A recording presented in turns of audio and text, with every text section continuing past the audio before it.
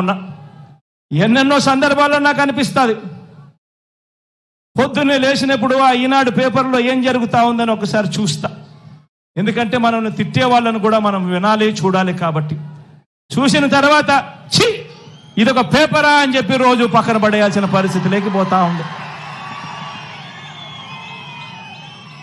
ఛీ అనిపించడం లేదా ఈ రాజకీయాలను చూస్తే అని చెప్పి ఆ ఈనాడుని అంటా ఉన్నాను, ఆ ఆంధ్రజ్యోతిని అంటా ఉన్నాను, ఆ టీవీ5 అంటా ఉన్నాను, ఆ చంద్రబాబు నాయుడుని అంటా ఉన్నాను, ఆ దత్తపుత్రుడిని అంటా ఉన్నాను. నిజంగా ఇంత దయనీయమైన రాజకీయాలు చేయడానికి మనసెలా ఒప్పుతా ఉంది అని చెప్పి వీళ్ళందరికీ తోడు ఈ మధ్య కాలంలో కేంద్రం నుంచి ప్రత్యక్షంగాను ఒక పార్టీని తెచ్చుకున్నారు, కేంద్రం నుంచి పరోక్షంగా ఇంకొక పార్టీని కూడా తెచ్చుకున్నారు. అందరూ కలిసి ఒక్క జగన్ మీద, ఒక్క జగన్ మీద యుద్ధం. ఇంతమంది ఏకమై ఒక ఈనాడు, ఒక ఆంధ్రజ్యోతి, ఒక టీవీ5, ఒక చంద్రబాబు, ఒక దత్తపుత్రుడు, ఓ బీజేపీ, ఓ కాంగ్రెస్, వీళ్ళంతా సరిపోవడం లేదు అని చెప్పి నా చెల్లెలిద్దరిని కూడా తెచ్చుకున్నారు. నిజంగా ఇంతమంది ఏకమై యుద్ధం చేస్తా ఉన్నది కేవలం ఒకే ఒక్కడి మీద. ఈ ఒకే ఒక్కడు ఇంతమందిని ఇంతగా భయపడిచ్చాడు అని అంటే ఈ ఒకే ఒక్కడి మీద ఒంటరిగా వచ్చే ధైర్యం ఎవ్వరికి కూడా లేదు అని అంటే కారణం ఈ ఒకే ఒక్కడికి ఉన్నది ఆ దేవుడు దయ. ఇన్ని కోట్ల గుండెలు తోడుగా ఉన్నాయన్న ఒకే ఒక్క సత్యం.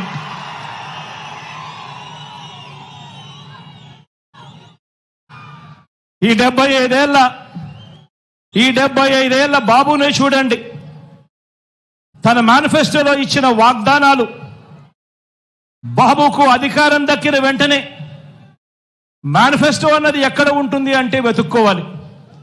ఎన్నికలప్పుడు మాత్రమే మేనిఫెస్టోని చూపిస్తారు. మేనిఫెస్టోను టీవీలలో అడ్వర్టైజ్మెంట్ ఇప్పిస్తారు, పేపర్లలో అడ్వర్టైజ్మెంట్ ఇస్తారు, ఇంటింటికి పాంఫ్లెట్లు కొట్టి కూడా పంపిస్తారు. ఎన్నికలు అయిపోయినాక మేనిఫెస్టో ఎక్కడుంది చంద్రబాబు నాయుడు గారిది అని చెప్పి వెతుక్కుంటే కూడా ఎక్కడా కూడా కనిపించదు. వెబ్సైట్లలో కూడా లేకుండా మాయం చేస్తారు. పొరపాటున ఆ మేనిఫెస్టో ప్రజలకు మళ్ళీ గుర్తుకొస్తే చంద్రబాబు నాయుడు గారిని కొడతారేమో అని చెప్పి భయం. నిజంగా ఇదొక రొటీన్ వంచన. మళ్ళీ ఎన్నికలు వచ్చేసరికి మరో కొత్త మేనిఫెస్టోను మళ్ళీ తీసుకొస్తారు, మళ్ళీ కొత్త వాగ్దానాలు, మళ్ళీ ఇవే చెప్పుకుంటూ పోతారు. గత ఎన్నికల్లో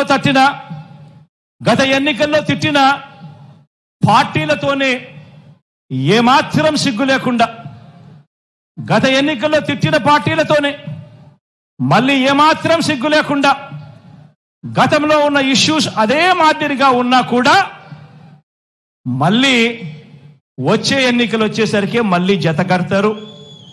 ఢిల్లీ దాకా వెళ్ళి కూడా కాళ్ళు పట్టుకుంటారు. ఇవి వీరి రాజకీయ విలువలు. ఆలోచన చేయమని అడుగుతా ఉన్నా. విశ్వసనీయత లేని, విలువలు లేని వీరు చేసే రాజకీయాలు నిజంగా ఎవరికి స్ఫూర్తిదాయకము అని చెప్పి ఆలోచన చేయమని అడుగుతా ఉన్నా. మరో వంక మీ బిడ్డనే చూడండి, మరో వంక మీ బిడ్డ ప్రభుత్వం ఈ 58 నెలల్లోనే గతంలో ఎప్పుడూ కూడా రాష్ట్రంలో జరగని విధంగా, గతంలో ఎప్పుడూ కూడా ఈ రాష్ట్రంలో చూడని విధంగా, చరిత్రలో ఎప్పుడూ కూడా జరగని విధంగా ఈ 58 నెలల కాలంలో మీ బిడ్డ ప్రభుత్వం ఏం చేసిందో క్లుప్తంగా చెప్తాను. మీ జగన్ పాలనలో, మీ బిడ్డ పాలనలో ఇడుపులపాయ నుంచి ఇచ్చాపురం వరకు మీ ఇష్టం, ఏ గ్రామాన్నైనా ఏ పట్టణాన్నైనా తీసుకోండి. ఆ గ్రామానికి వెళ్ళి ఆ గ్రామంలో 4 అడుగులు వేస్తే అదే గ్రామంలో ఒక గ్రామ సచివాలయం కనిపిస్తుంది. పట్టణాల్లో అయితే ఒక వార్డు సచివాలయం కనిపిస్తుంది.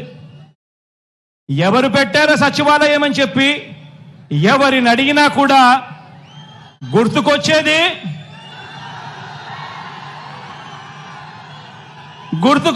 మీ జగన్ చేసింది మన వైఎస్ఆర్సీపీ పార్టీ. జరిగినది ఈ 58 నెలల కాలంలోనే అని చెప్పి కూడా గర్వంగా చెప్తా ఉన్నా. ఆ సచివాలయాల్లోనే అందులోనే దాదాపుగా 10 మంది మన పిల్లలే ఉద్యోగస్తులు, మన చెల్లెమ్మలు మన తమ్ముళ్ళే అక్కడే మన పిల్లలే ఉద్యోగం చేస్తూ అక్కడే కనిపిస్తారు.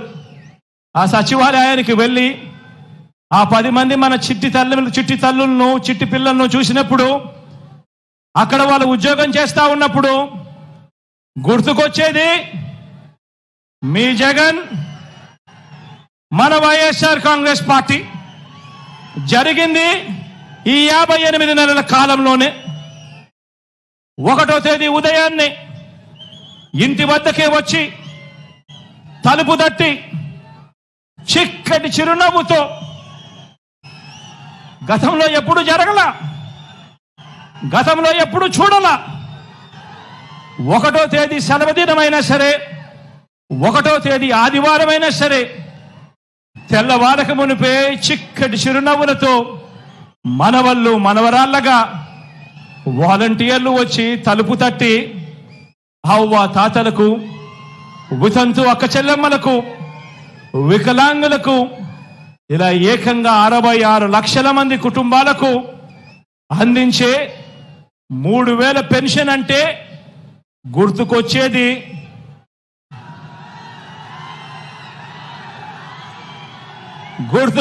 మీ జగన్. జరిగింది ఈ 58 నెలల కాలంలోనే, జరిగింది మన వైఎస్ఆర్సీపీ ప్రభుత్వంలోనే. ఇంకో విషయం కూడా తెలుసా, 3000 రూపాయలు పెన్షన్ ఇస్తా ఉన్న రాష్ట్రం దేశంలోనే ఎక్కడా లేదు. 3000 రూపాయలు పెన్షన్ ఇస్తా ఉన్న రాష్ట్రం దేశంలోనే ఎక్కడా లేదు. సంవత్సరానికి 24,000 కోట్ల రూపాయలు మీ బిడ్డ ఖర్చు చేస్తా ఉంటే, అవ్వ తాతల కోసం, వితంతు అక్క చెల్లెమ్మల కోసం, ఆ దివ్యాంగుల కోసం, మన తర్వాత చూస్తే మిగిలిన రాష్ట్రాలు ఎంతెంత ఖర్చు చేస్తా ఉన్నాయో తెలుసా? తర్వాత రాష్ట్రం తెలంగాణ చేస్తా ఉన్నది కేవలం 12,000 కోట్లు. అంతకన్నా తక్కువ చూస్తే ఇంకా మిగతా రాష్ట్రాలన్నీ 8,000 కోట్లు, 6,000 కోట్లు, 4,000 కోట్లు. కానీ మీ బిడ్డ ప్రభుత్వం చేస్తా ఉంది ఎంతో తెలుసా? అవ్వతాతల కోసం ఏకంగా సంవత్సరానికి 24,000 కోట్ల రూపాయలు అవ్వతాతల కోసం చేస్తా ఉన్న ప్రభుత్వం మీ బిడ్డ ప్రభుత్వం. జరుగుతా ఉన్నది ఈ 58 నెలల కాలంలోనే, మీ బిడ్డ హయాంలోనే అని చెప్పడానికి గర్వపడతా ఉన్నా. లంచాలు, వివక్షకు మారు పేరైన జన్మభూమి కమిటీలను రద్దు చేసి, లంచాలు లేని, వివక్ష లేని సచివాలయాలు, వాలంటీర్ల వ్యవస్థ ఎవరు ప్రవేశపెట్టారు అనంటే లంచాలు లేని వ్యవస్థ, వివక్షకు చోటు లేని వ్యవస్థ మన గ్రామ స్థాయిలో ఈరోజు గత ఎన్నికల్లో మీ జగన్కు ఓటు వేయని వారికి కూడా ఈరోజు పథకాలన్నీ కూడా అందుతా ఉన్నాయి అంటే జరుగుతా ఉన్నది మీ బిడ్డ పరిపాలనలోనే. ఈ 58 నెలల కాలంలోనే, మన వైఎస్ఆర్సీపీ పరిపాలనలోనే. డీబీటీ ద్వారా గతంలో ఎవరు కూడా ఊహించని విధంగా ప్రభుత్వం ఖర్చు చేస్తా ఉన్న డబ్బులు పేదలకు అందుతాయా? అది కూడా లంచాలు లేకుండా, వివక్ష లేకుండా అందే పరిస్థితి వస్తుందా అని అంటే ఎవరు కూడా నమ్మశక్యంగా అవును అని చెప్పే పరిస్థితి లేదు మీ బిడ్డ ప్రభుత్వం రాకమునుపు. ఈరోజు మీ బిడ్డ ప్రభుత్వంలో డీబీటీ ద్వారా అంటే నేరుగా మీ బిడ్డ బటన్ నొక్కడం, నేరుగా నా అక్క చెల్లెమ్మల కుటుంబాల ఖాతాల్లోకి నేరుగా డబ్బులు వెళ్ళిపోవడం. ఎలాంటి లంచాలు లేవు, ఎలాంటి వివక్ష లేదు. నేరుగా పేదల బ్యాంకు ఖాతాల్లోకి గతంలో ఎప్పుడు